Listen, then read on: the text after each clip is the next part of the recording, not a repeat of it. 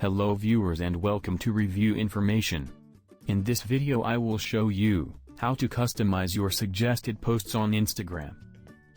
Subscribe to my channel and hit the bell icon to get notified any updates. To begin, open the Instagram app on your phone.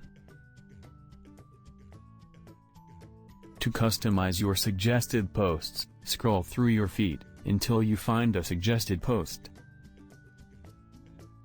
These will be labeled as suggested post, or because you followed, or because you interacted with.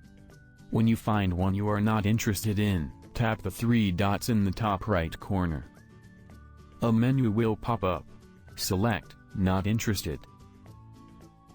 After that, you will be presented with a couple of options. Don't suggest posts related to this user, snooze all suggested posts in feed for 30 days, undo hiding this post, and more options. If you tap more options, you can select Don't suggest posts from this user, or This post made me uncomfortable.